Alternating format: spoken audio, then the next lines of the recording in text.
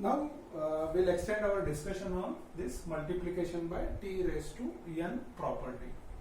The next problem now we'll consider here Laplace of t e raised to minus of 3t cos of 4t. अब यहाँ पर 3 functions है. अब till now we have discuss 2 functions. अब यहाँ पे 3 functions है, यानी मल्टीपल प्रॉपर्टीज हमें इंप्लीमेंट करना है. Now initially put here numbering first function. मैं यहाँ पे t के लिए सेकंड प्रॉपर्टी है तो इसीलिए उसको सेकंड नंबर देता हूँ और यहाँ पर थर्ड नंबर देता हूँ.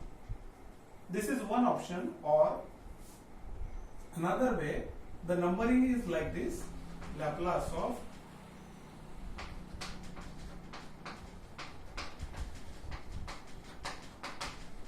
first function, ये हमारा सेकेंड और ये हमारा third. But the problem becomes simple by using this sequence instead of this one. No doubt the answer we have the same by using these two procedures, but हमें understood करना है किस तरह से. ये हो गया हमारा पहला फंक्शन, तो हम इसका लैप्लास कंप्लीट करेंगे. उस पर t यानी डेरिवेटिव प्रॉपर्टी ऑपरेट करना है, एंड देन एक्सपोनेंशियल प्रॉपर्टी यानी सिर्फ डिफरेंस आंसर में पुटअप करना है. अब इसका प्रोसीजर कैसा है?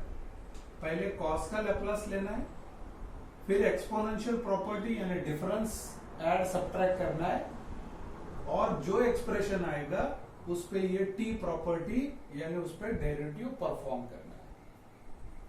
Now the problem become simple bye using this sequence. First second यानी जो एक्सप्रेशन है पहले उसका हम डेरिवेटिव कंप्लीट कर देते हैं, and the difference in the last we can easily substitute.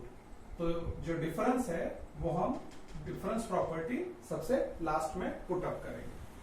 तो इसीलिए यहां पर मैं उसको सॉल्व कर रहा हूं और will keep as it is, or a b any one of this technique we can implement, but यहाँ पर मैं अभी implement कर रहा हूँ a technique. तो पहला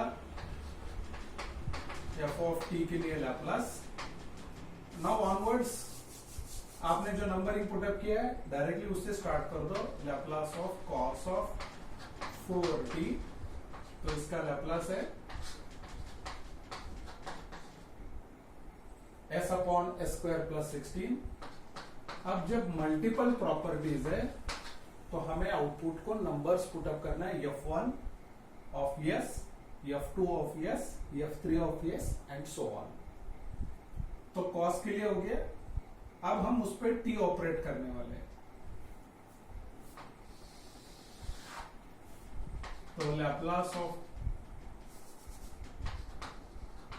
t cos ऑफ 4t, ये cos ऑफ 4t को हम t से मल्टीप्लाई करेंगे. That is the t raise to n property.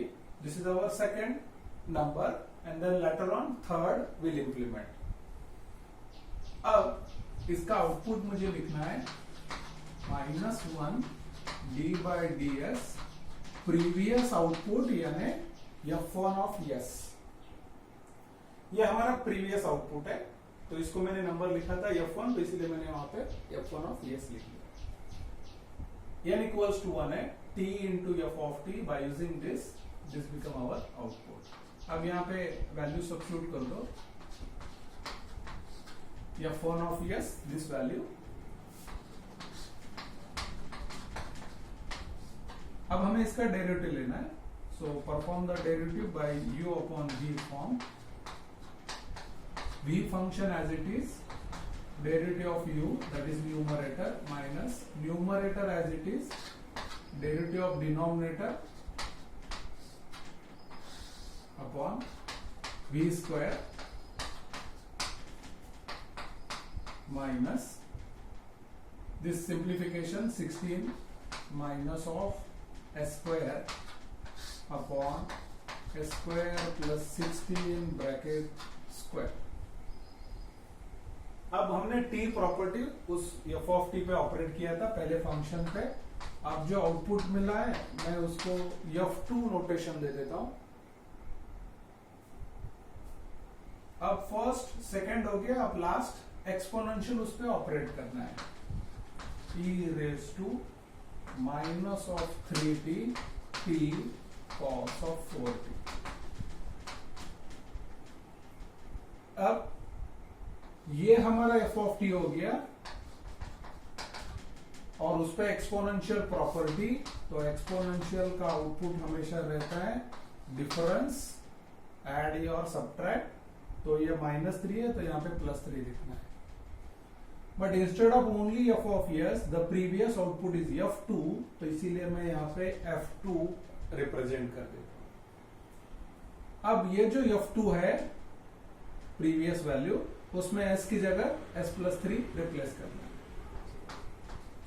Minus of जहां पर भी s है s+3 रिप्लेस करना है।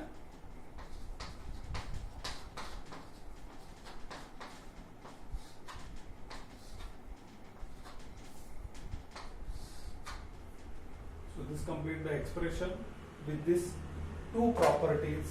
First property हमने यहाँ पे t इंप्लीमेंट किया था एफ ऑफ टी पर, मल्टीप्लीकेशन बाय टी प्रॉपर्टी, और जो आउटपुट आ गया उस पे हमने next property that is exponential property operate कर दिया। एक्सपोनेंशियल यानी जो आउटपुट है उसमें डिफरेंस ऐड और सब्ट्रैक्ट करना है। Now this is one technique. By using A we have completed. You can try by using the second technique also. पहले cos का लैप्लास ले लो, फिर उसमें वो डिफरेंस ऐड सब्ट्रैक्ट कर दो बाय एक्सपोनेंशियल प्रॉपर्टी। जो भी आउटपुट आएगा उस पे आपको t ऑपरेट करना है, यानी एक बार उसका डेरिवेटिव परफॉर्म करना है। So you can try by using the second technique also. Thank you.